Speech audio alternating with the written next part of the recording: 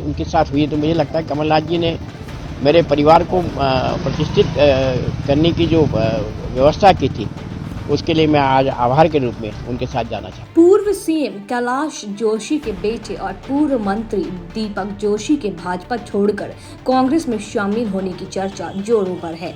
उनके कांग्रेस में शामिल होने की पुष्टि खुद दीपक जोशी ने कर दी है। पूर्व मंत्री दीपक जोशी बीजेपी संगठन और सत्ता के किसी भी नेता से मानने को तैयार नहीं है। मीडिया से चर्चा करते हुए पूर्व मंत्री दीपक जोशी ने बताया कि पीसीसी चीफ कमलनाथ के समक्ष प्रस्ताव रखा है कि उन्हें सीएम शिवराज सिंह चौहान के सामने टिकट देकर चुनाव में लड़ाया जाए। मेरे पिता का अपमान हुआ है जिसका मुझे बदला लेना है। मंजूरी मिल जाए तो मैं अभी से चुनावी तैयारियों में जुट जाऊंगा।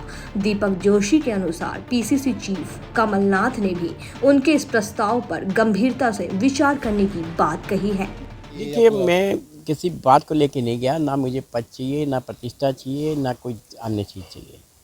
मेरे पिता के साथ जो अपमानजनक व्यवहार इस पार्टी द्वारा किया गया, उसके लिए मैं बहुत दुखिता मन से लगातार संगठन के माननीय अध्यक्ष जी, संगठन मंत्री जी, मुख्यमंत्री जी, वरिष्ठ नेताओं को अवगत कराता रहा। लेकिन सुनी अनसुनी करने के बाद शायद मुझे लगा कि वो व्यक्ति मेरे लिए ज़्यादा उचित मार्गदर्शक रहेगा, नेतृत्व करता रहेगा, जिसने मेरे कंधे पे मेरे पिताजी की जब मृत्यु हुई थी, उस वक्त वो मुख्यमंत्री थे कमलनाथ जी। उन्होंने मुझे बोला था कि दीपक क्या चाहते हो, कैसे उनकी अंत्येष्टि करना चाहते हो। तो मैंने सर हमारे पास तो ज़मीन भी नहीं है, कोई ऐसा वो व्यवस्था भी नहीं, हमारे पिताजी ने नहीं बनाई। तो उन्होंने कहा तुम ज़मीन देख लो, हम ज़मीन वहाँ पे करते हैं और अच्छी ज़मीन देखो कि वहाँ स्मारक भी बनाया जाए। तत्काल उन्होंने हमसे वो ज़मीन का जो जैसे ही उनके पास आया, उन्होंने 3 मिनट के अंदर वो ज़मीन आवंटित कर दी थी और अंत्येष्टि की व्यवस्था भी की थी। माननीय सज्जन वर्मा जी प्रदेश के मंत्री होने के नाते हम उपस्थित थे और काफ़ी संख्या में लोग जो कांग्रेस जन थे वो भी उपस्थित थे। तो ऐसा मैं कह सकता हूँ कि जो बात उनके साथ हुई, तो मुझे लगता है कमलनाथ जी ने मेरे परिवार को प्रतिष्ठित करने की जो व्यवस्था की थी, उसके लिए मैं आज आभार के रूप में उनके साथ जाना चाहता हूँ। परसों से ही बोल दिया कि अब सब चीज़ खत्म। आप अटल रहेंगे, कांग्रेस ज्वाइन करेंगे? बिल्कुल। देखिए, दीपक जोशी जी के बंगले पे मेरा आना कोई नई बात नहीं है। जैसा उन्होंने आपको बताया कि मेरे और उनके परिवार के तीसरी पीढ़ी के संबंध हैं और वे मेरे बड़े भाई हैं। मेरी जब उनसे फ़ोन पे चर्चा हुई तो वो मेरे आना चाह रहे थे, तो मैंने कहा नहीं, मैं छोटा हूँ आपसे उम्र में, मैं आपके घर पे आऊँगा। वो मुझसे कहते रहे कि नहीं, आप हमारे अध्यक्ष हो, मैं आपके आऊँगा। इस गुफ्तगू में मैंने उनसे निवेदन किया कि आज मुझे आ जाने दो। फिर मैं आज यहाँ आया हूँ उस रूप में और मैं उनका स्वागत करता हूँ। कांग्रेस परिवार में वे एक वरिष्ठ सदस्य के रूप में हमारे यहाँ पर उपस्थित रहेंगे और उनके अनुभवों का लाभ कांग्रेस पार्टी को मिलेगा, यह मैं ऐसा मान के चल रहा हूँ। देखिए, 6 तारीख को हम लोग यहाँ से साथ जाएंगे और जैसा कि मैंने पहले भी कहा था कि दीपक भाई और हम सब लोग साथ ही यहाँ से जाएंगे और जो कैलाश जोशी जी का बंगला है, वहाँ से लेके कमलनाथ जी के बंगले तक पद यात्रा करके हम लोग जाने का प्लान बनाया है।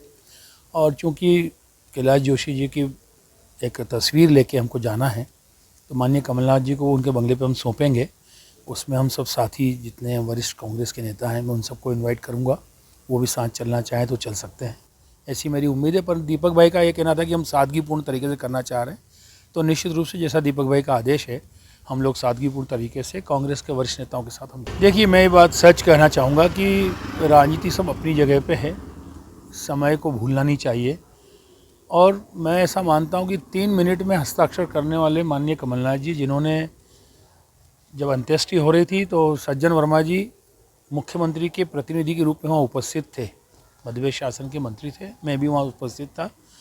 जब चर्चा की गई तो 3 मिनट के अंदर कमलनाथ जी ने सारी व्यवस्था की और सारी अंत्येष्टि की व्यवस्था इसलिए की कि एक माननीय पूर्व मुख्यमंत्री जी की अगर देहावसन हो जाता है, देहांत होता है, तो निश्चित रूप से सबके लिए दुख भरी खबर होती है। आज उनका स्मारक बनाने की बात आ रही है, तो कौन सा बड़ा काम है। आज बीजेपी के सारे वो नेता तमाम जो आज देखिए उनकी स्थिति क्या है। पूर्व मुख्यमंत्री के नाम पे देवास जिले में एक ब्रिज का नाम नहीं होता है, एक हॉस्पिटल का नाम नहीं होता है, कहीं उनका नामो निशान करने को तैयार नहीं है आप। तो आप उनकी विरासत को भुलाना चाहते हैं। और मैंने पहले भी कहा कि दीपक जोशी ने कभी ब्लैकमेल नहीं किया। वो आज भी कह रहे हैं कि मुझे कहीं से चुनाव नहीं लड़ना है।